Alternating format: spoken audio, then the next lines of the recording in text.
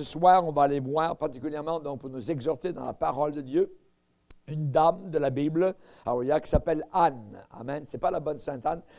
C'est Anne, la maman de Samuel. Amen. Gloire au Seigneur. Donc, on va particulièrement aller dans 1 Samuel, le premier chapitre. 1 Samuel, premier chapitre. Et nous allons lire particulièrement à partir du verset 9. Anne qui a investi beaucoup. Qui a beaucoup investi. Anne. 1 Samuel, premier chapitre, verset 9. Il est dit, Anne se leva après que l'on eut mangé et bu à Silo. Le sacrificateur Élie était assis sur un siège près de l'un des poteaux du temple de l'Éternel. Et l'amertume dans l'âme, elle pria l'Éternel et versa des pleurs. Ça, c'est Anne. Elle fit un vœu en disant, Éternel des armées, si tu daignes regarder l'affliction de ta servante, si tu te souviens de moi et n'oublie point ta servante, et si tu donnes à ta servante un enfant mâle, c'est-à-dire un fils, je le consacrerai à l'Éternel pour tous les jours de sa vie. Et le rasoir ne passera point sur sa tête. Donc, signe d'une naziréa, des hommes de l'époque consacrés à Dieu. Comme elle restait longtemps en prière devant l'Éternel, Élie, le sacrificateur, qui n'est pas le prophète, Élie observa sa bouche. Anne parlait dans son cœur et ne faisait que remuer les lèvres, mais on n'entendait point sa voix. Élie pensa, imagina, qu'elle était ivre. Et il lui dit, « Jusqu'à quand seras-tu dans l'ivresse? Fais passer ton vin. » Anne répondit, « Non, mon Seigneur, je suis une femme qui souffre dans son cœur, et je n'ai bu ni vin ni boisson enivrante, mais je répandais mon âme devant l'Éternel. Ne prends pas ta servante pour une femme pervertie. » L'ivrognerie est une perversion, pervertie. « Car c'est l'excès de ma douleur et de mon chagrin qui m'a fait parler jusqu'à présent. » Élie reprit la parole et dit, « Va en paix, et que le Dieu d'Israël exauce la prière que tu lui as adressée. » Elle dit, « Que ta servante trouve grâce à tes yeux. » Et cette femme s'en alla. Elle mangea, et son visage ne fut plus le même. Ils se levèrent de bon matin, après s'être prosternés devant l'Éternel. Ils s'en retournèrent et revinrent dans leur maison à Rama. Elkana, son mari, connut Anne, sa femme, et l'Éternel se souvint d'elle. Dans le cours de l'année, Anne devint enceinte, et elle enfanta un fils qu'elle nomma Samuel, car, dit-elle, je l'ai demandé à l'Éternel. Amen. Seigneur, nous voulons te bénir et te remercier pour l'exemple merveilleux des Écritures dans lequel nous trouvons force, courage, consolation et un défi pour nous-mêmes à trouver, Seigneur, la réponse à nos problèmes. Nous te bénissons pour Anne, ta servante, qui encore, par son exemple, vient nous parler aujourd'hui, quoique morte. Son exemple est bien vivant. Et nous te remercions car le Saint-Esprit veut encore le développer, le dévoiler, le dérouler sous nos regards, afin que nous puissions prendre exemple. Dans le nom puissant de Christ Jésus, nous te demandons ces choses. Amen. Et tout le peuple dit Amen. Alléluia. Gloire à Dieu. Anne qui investit beaucoup. Anne est une femme que nous connaissons évidemment au travers des Écritures, et cette femme-là avait une affliction. C'était une femme affligée, une femme qui avait des problèmes, qui avait de la tristesse, une femme, plus que cela, qui avait de l'amertume et de la douleur dans son cœur. Pourquoi? Parce qu'elle avait une épreuve. Son épreuve, c'est qu'à cette époque-là, un homme pouvait avoir une concubine et son épouse. Et là, il y avait une autre concubine qui, elle, était enceinte régulièrement, avait des enfants, tout allait bien, ça fonctionnait, et Anne, qui aimait le Seigneur, était stérile. Et l'autre venait régulièrement vers elle pour la piquer. « Hé, hé, Dieu n'est pas avec toi, regarde, tu n'es jamais enceinte. » Et à cette époque-là, évidemment, être enceinte était un signe de bénédiction de Dieu. Si vous allez en Afrique, eh bien, en Afrique, une des premières choses que d'abord on vous demande quand vous arrivez de nos pays occidentaux, combien avez-vous d'enfants? Voyez, si vous n'avez pas d'enfants, ils vous regardent d'un drôle d'œil parce que c'est comme si Dieu ne vous a pas béni.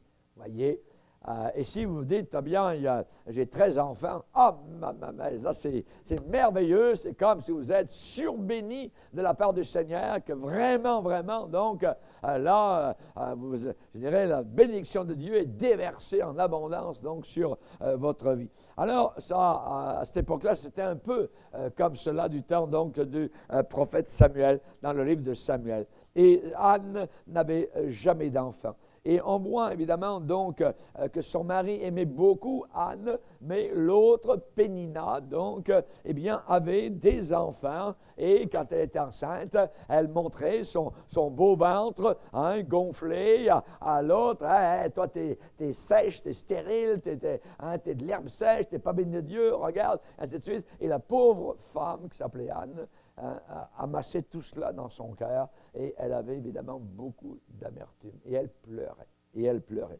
Il est dit dans la Bible, sa rivale, Pénina, lui prodiguait des mortifications pour la porter à s'irriter, pour la porter à se mettre en colère, pour qu'elle sorte de ses gants, et ainsi de suite. Et j'imagine que vous avez peut-être autour de vous des Péninas. Voyez, des gens, oui, il y en a qui disent oui. Alors, ça peut être des péninas masculins ou féminins, ça n'a pas d'importance. Voyez, sont des gens, donc, qui vous mortifient. Sont des gens qui veulent vous porter à la colère, qui veulent vous piquer, donc, par toutes sortes de paroles et de choses semblables.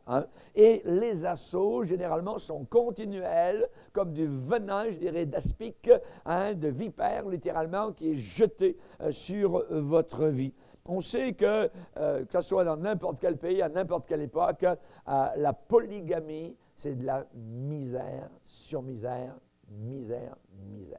Voyez? Pourquoi? Parce que ce n'est pas du tout, évidemment, dans le plan du Seigneur. Et pour Anne, il est dit que l'Éternel l'avait rendue stérile.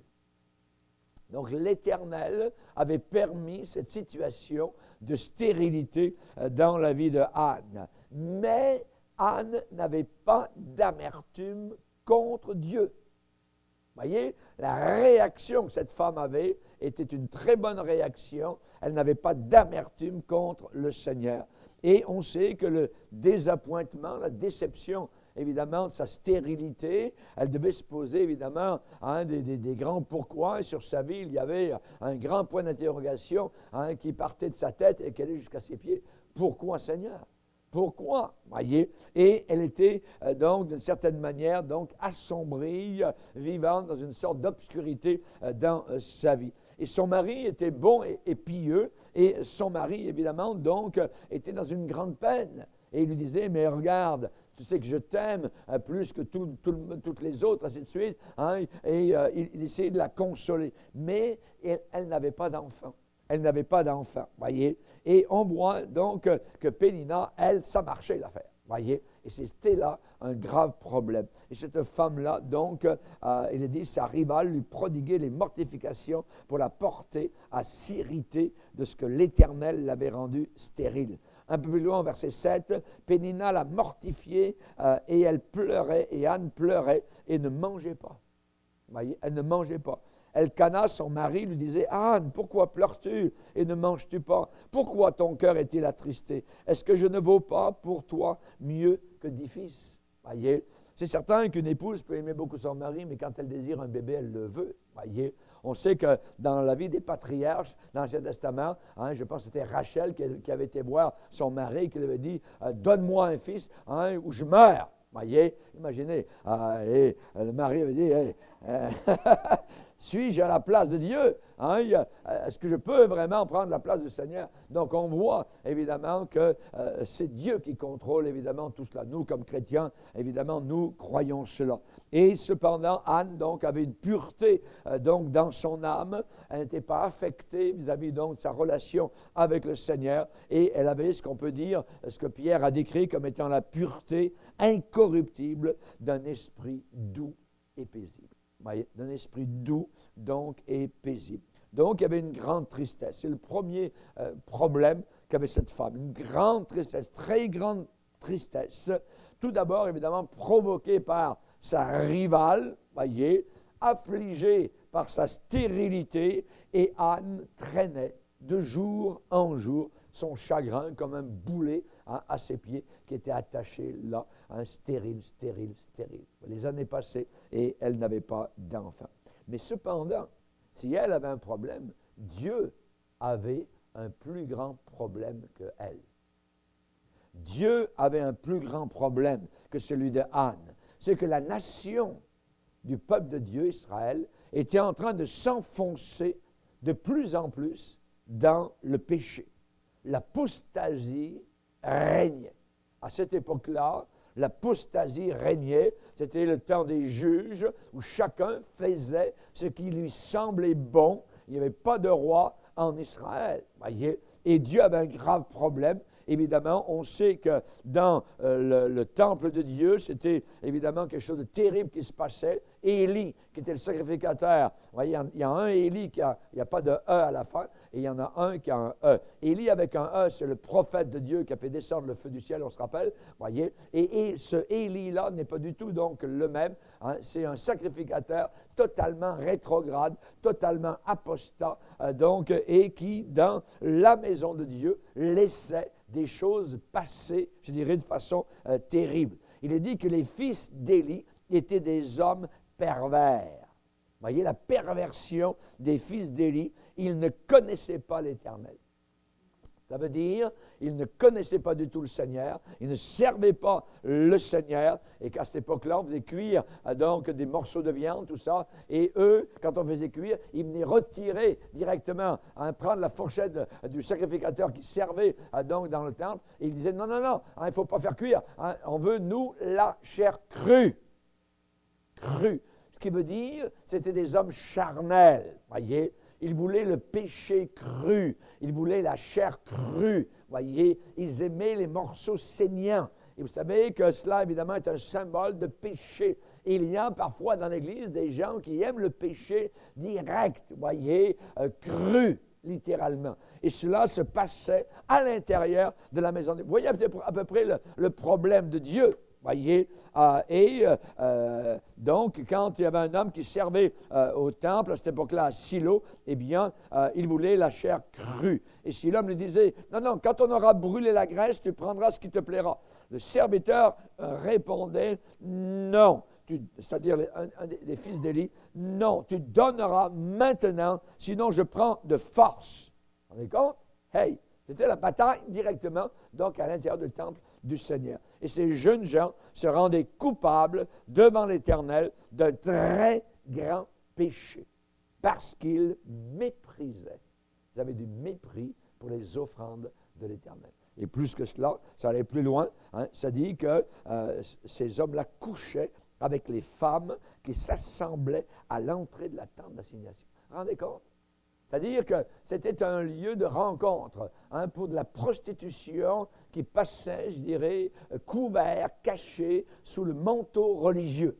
Rendez-vous compte? Donc, Dieu avait un très grave problème, donc, d'apostasie parmi son peuple. C'est un exemple. Et ailleurs, évidemment, donc, c'était à peu près pareil. Donc, on voit que la nation s'enfonçait de plus en plus dans l'iniquité. L'apostasie commençait donc à régner. Et Dieu, son problème, c'est qu'il n'avait sous la main aucun instrument dont il pouvait se servir pour relever le pays. Il n'y avait pas d'homme de Dieu. Il n'y avait personne pour relever le pays, pour rétablir son honneur, pour ramener le peuple au bon sens et à la connaissance, à l'obéissance de la parole de Dieu. Donc, on a le problème de Anne. Anne attendait un fils et Dieu attendait une femme. Et Dieu attendait une femme prête à consacrer son fils à l'Éternel. Alléluia. Seigneur, donne-moi un fils. Seigneur, donne-moi un fils. Le ciel, silencieux. Comment se fait-il? Le ciel ne répond pas. Elle priait le Seigneur, elle pleurait. Seigneur, si tu daignes regarder l'affliction, la tristesse de ta servante, souviens-toi de moi, n'oublie pas ta servante, donne à ta servante un fils, je le consacrerai à l'Éternel tous les jours de sa vie. Voilà le genre de prière que Dieu attendait pour résoudre le problème de Dieu. Amen. Alléluia, gloire au Seigneur. Notre Dieu est tout-puissant. Éternel, si tu me donnes un fils, il sera consacré à l'Éternel tous les jours de sa vie. Alléluia. Et on sait évidemment donc que la Bible déclare un verset souvent incompréhensible à nos regards, Romains 8, 28. Nous savons du reste que toute chose concourt au bien de ceux qui aiment Dieu, de ceux qui sont appelés selon son dessein. Évidemment, la condition ici, c'est d'aimer Dieu. Ceux qui aiment Dieu, ceux qui sont appelés selon son dessein. Tout ce qui nous arrive, ça concourt, ça converge pour notre bien. Souvent, nous ne le comprenons pas, et souvent, ça ni queue ni tête. Voyez le pourquoi, donc, des situations que nous sommes en train de vivre, comme Anne, qui vivait donc une situation assez terrible. Pourquoi j'ai en face de moi une rivale, voyez, qui est enceinte chaque année, et moi qui t'aime, Seigneur, qui veux te servir, je suis totalement sérieux. Donne-moi un fils, Seigneur, alors je vais te le donner, je vais te le consacrer. On dirait que le Seigneur, comme l'a poussé à l'extrémité pour que ce fils soit consacré au Seigneur. Je veux un fils, mais Seigneur, il va être consacré toute sa vie à toi. À toi. L'heure de Dieu est toujours la meilleure. L'heure de Dieu est toujours la meilleure. Nous avons nos heures, nous avons notre montre, mais notre montre n'est pas celle de Dieu. Nous avons nos horloges qui ne sont pas celles du Seigneur, celles du ciel. Voyez, Dieu a son temps. Et l'heure de Dieu est toujours la meilleure. Il est bon d'attendre en silence le secours de l'Éternel, car ses bontés ne sont pas épuisées. Ses bontés ne sont pas épuisées. Et dans ce moment-là, le diable vient toujours nous dire, Dieu t'a oublié. Dieu t'a oublié. Dieu passe par-dessus. Il s'occupe des autres, mais il ne s'occupe pas de toi. Voyez, ça c'est évidemment le menteur, le calomniateur qui vient pour faire son travail. Dans Habakkuk, Dieu a dit, la promesse, si elle tarde, attends-la, car elle s'accomplira certainement. Si vous avez une promesse de Dieu, accrochez-vous à cette promesse-là.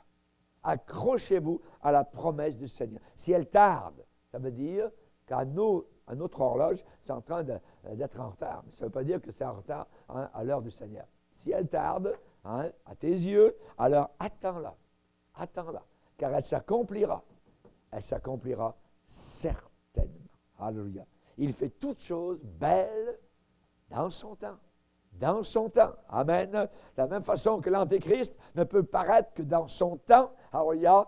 Le Seigneur fait toutes choses belles dans son temps. Amen. Il contrôle toutes choses. Dans le ciel, sur la terre, sous la terre. Alléluia. Que Dieu soit glorifié. Alléluia. Garde le silence devant l'Éternel et espère en lui. Garde le silence devant l'Éternel et espère en lui. Il fait tout à merveille. Quand il commence à agir, quand les roues de mouvement, de réponse de Dieu, quand le char, alors il y a des réponses de Dieu commencent à se mettre en branle, alors vous allez sauter de joie, vous allez vous réjouir, vous allez bénir le Seigneur, vous allez le glorifier et vous allez oublier les temps d'attente, de misère. Alors il y a les pleurs, les boîtes de Kleenex, tout ça. Alors il y a vous allez tout oublier cela parce que le Seigneur fait toutes choses belles en son temps, en son temps. Amen. Donc, cette femme avait une grande tristesse et elle a fait une grande prière. Une grande prière. Je dirais que sa vie même devenait une prière. Elle n'avait plus, je dirais, de temps spéciaux, particuliers de prière, mais à un moment donné, sa vie devient une prière constante. Voyez, ça devient un soupir. Alléluia, que Dieu soit glorifié. Il est dit dans la Bible, c'est à toi que s'abandonne le malheureux. C'est à toi, Seigneur, que s'abandonne le malheureux. Et on va lire particulièrement ce que le genre, évidemment, donc, de réponse qu'elle va avoir au verset 20. Il est dit, dans le cours de l'année, Anne devint enceinte. Dans le cours de l'année, Anne devint enceinte. Pendant des années, voyez, il n'y a rien eu. Et voilà que soudain, après une prière, après une vie de prière, après des mois de prière, après des nuits à pleurer, après des dards lancés par Pénina, eh bien voilà la réponse maintenant qui s'en vient. Dans le cours de l'année, Anne devint enceinte et elle enfanta un beau bébé, un garçon tel que demandé, tel qu'elle l'avait donc demandé, et elle a appelé Samuel. Quand il y a le mot « hell », il y a Dieu qui est à l'intérieur. Voyez, Gabriel, Daniel, Samuel.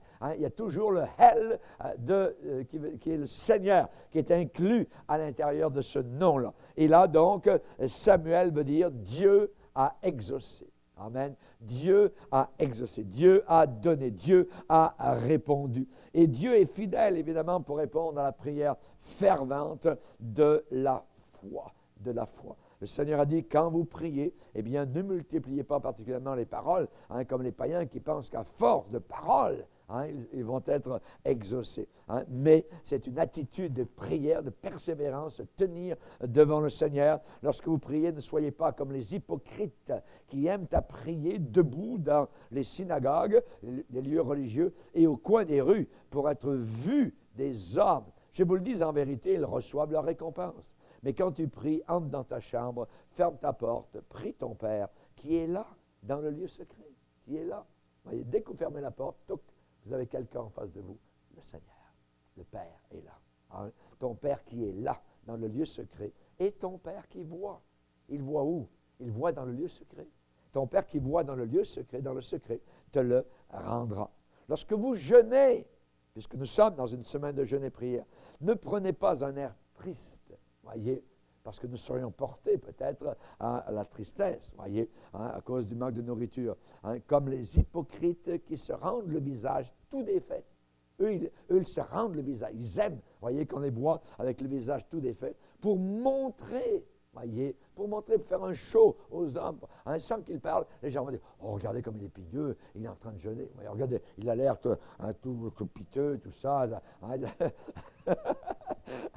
Donc, ne prenez pas un air triste, voyez, comme les hypocrites qui se rendent le visage tout défait pour montrer aux hommes qu'ils jeûnent. Je vous le dis en vérité, ils reçoivent leur récompense. Mais quand tu jeûnes, parfume ta tête, va dans la chose de la salle de bain, là où il y a les parfums, puis mets-en en roi, voyez, parfume ta tête, lave ton visage, afin de ne pas montrer aux hommes que tu jeûnes, mais à ton Père qui est là dans le lieu secret, et ton Père qui voit dans le secret te le rendra. Voyez? Donc, évidemment, c'est l'attitude que le Seigneur donc demande, évidemment, dans un temps de prière et de jeûne. Et on voit que Anne a fait évidemment de son problème particulier le sujet de sa prière. La Bible dit qu'elle parlait dans son cœur. Elle faisait juste remuer les lèvres.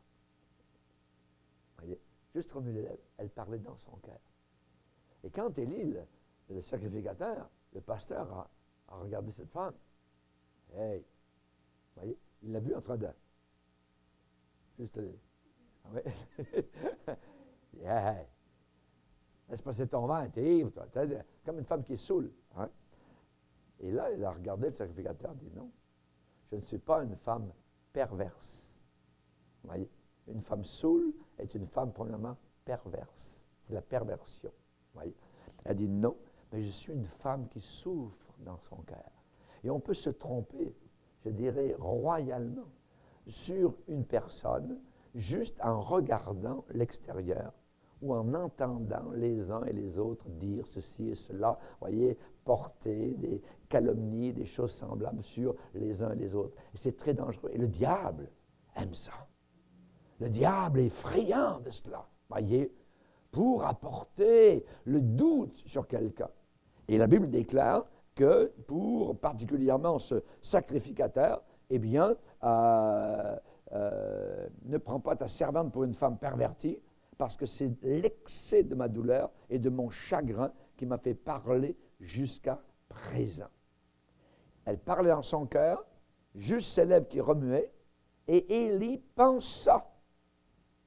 Élie pensa que, voyez, pensa que.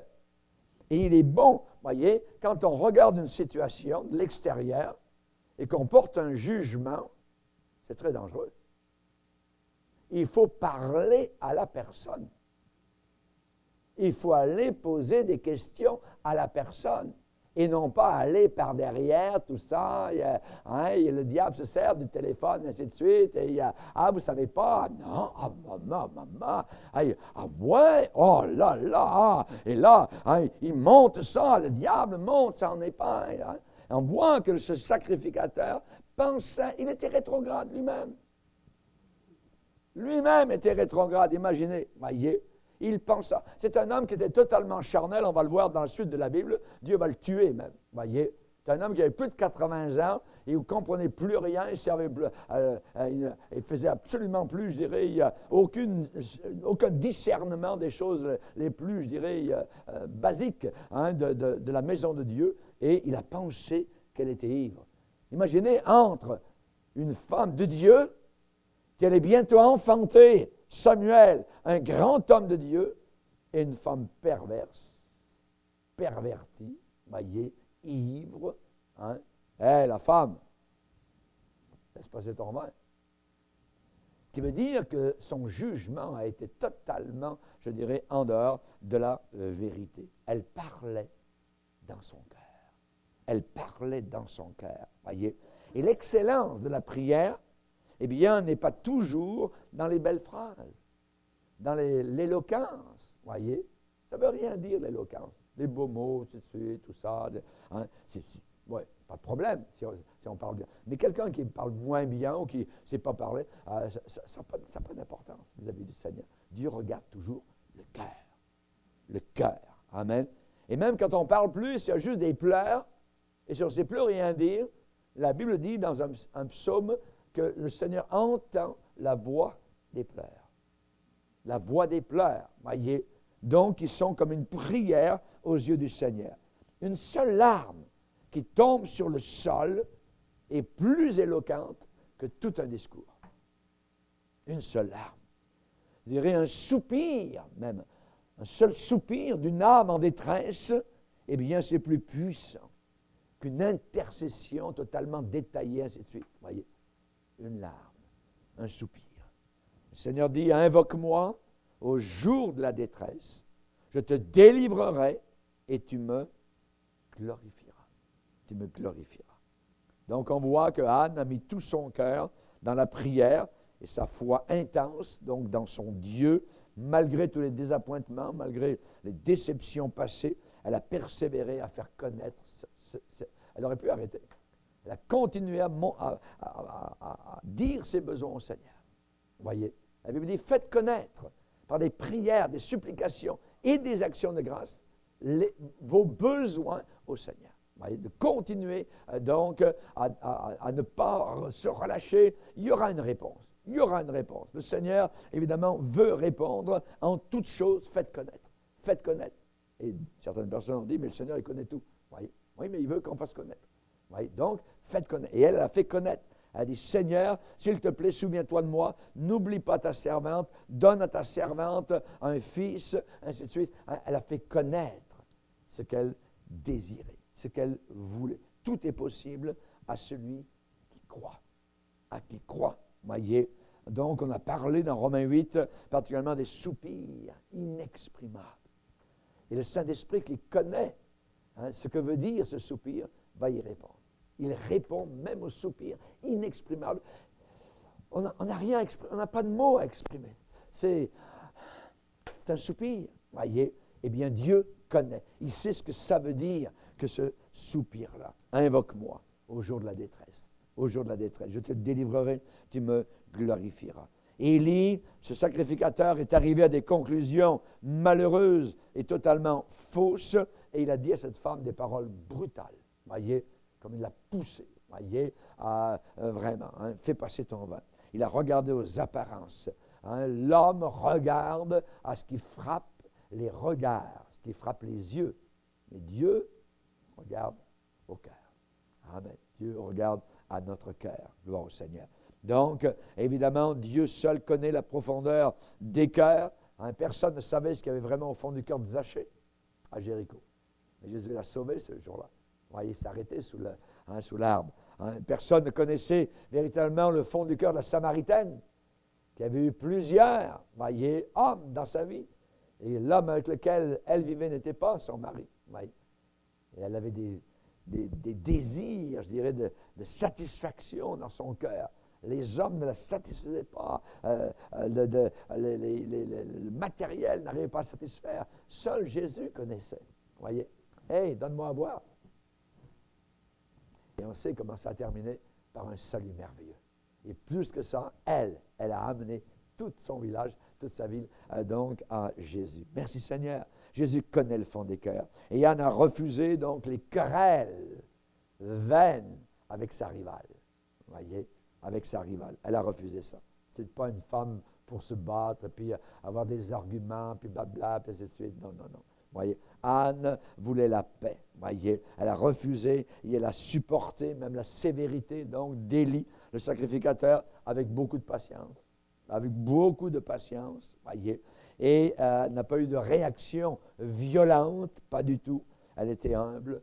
Et en plus de cela, elle a maintenu la pureté donc de son âme. L'apôtre Pierre a dit que la parure intérieure est cachée dans le cœur. C'est la pureté incorruptible d'un esprit doux et paisible. Amen. Gloire au Seigneur. J'honorerai celui qui m'honore. Amen. Et ceux qui me méprisent d'une façon ou d'une autre seront méprisés. Méprisés. Il est dit, l'Éternel se souvient d'elle. Alléluia. L'Éternel se souvient d'elle. Il y a une réponse à ta prière, mon frère, ma soeur. Il y a une réponse qui s'en vient. Amen. À nous d'attendre. Amen. Il faut être là, je dirais, au quai. Hein, quand le bateau va arriver pour décharger tous les colis, voyez, hein, il faut être présent. Soyons de bons dockers. Amen. Parce que le bateau, ça vient du ciel. Amen. Et il arrive avec toutes les réponses, avec tout ce qu'on a demandé. Alléluia. Gloire au Seigneur. Hein, notre Dieu n'est pas le Père Noël, mais il répond à nos prières. Il a promis, il a dit, demandez et vous recevrez. Il y a beaucoup de personnes qui, s'ils avaient été à la place de Anne, hein, eh bien, s'ils avaient été injustement accusés, ils auraient eu une réaction violente. Voyez, mais pas Anne. Pas Anne. Voyez, Joseph, rappelons-nous, a eu une réaction douce envers ses frères. Vous aviez médité de me faire du mal. Dieu l'a changé en bien. Amen. Dieu est capable de changer ce qui arrive dans nos vies, qui est mauvais, qui n'est pas bien, eh bien, n'ayons pas de réaction, mais continuons, je dirais, à nous tenir devant le Seigneur. David aurait pu tuer le roi Saül qui cherchait tout le temps à l'enlever de la planète. Non, il a dit, c'est à Dieu que Dieu puisse agir sur lui. On voit Jésus et les pharisiens. Jésus n'a jamais pris un pharisien au collet puis lui tordre le cou. Ouais, non, il a laissé faire. Hein. L'apôtre Paul n'a pas non plus, on dirait, s'est mis à attaquer avec ses poings les légalistes. Non, il a dit qu'Alexandre m'a fait beaucoup de mal. Le Seigneur lui rendra selon ses œuvres. Selon ses œuvres. Voyez, à la fin de sa vie, il a dit, bien, j'ai combattu le bon combat, j'ai achevé la course, j'ai gardé la foi. Mais maintenant, la couronne de justice. Amen, de justice. J'ai vécu beaucoup d'injustice ici-bas sur cette terre, a dit l'apôtre Paul, mais là-haut m'attend la couronne de justice. Amen. Gloire au Seigneur. Et j'aimerais vous le dire à l'avance, Dieu l'a justifié. Amen. Gloire au Seigneur. Comme il a justifié Joseph, comme il a justifié David, comme il a justifié donc Jésus-Christ, son Fils. Alléluia, nous bénissons donc le Seigneur. Quand Satan vous dit que Dieu vous a oublié, Ne le croyez pas une minute. Amen. Hein? Combien de fois peut-être Anne a entendu le diable dire ça? Oh, arrête de prier, arrête de prier. Voyez, non, on n'arrête pas de prier. On va continuer à chercher le Seigneur. Et on va le faire maintenant. Alors là, pendant le temps qui nous reste,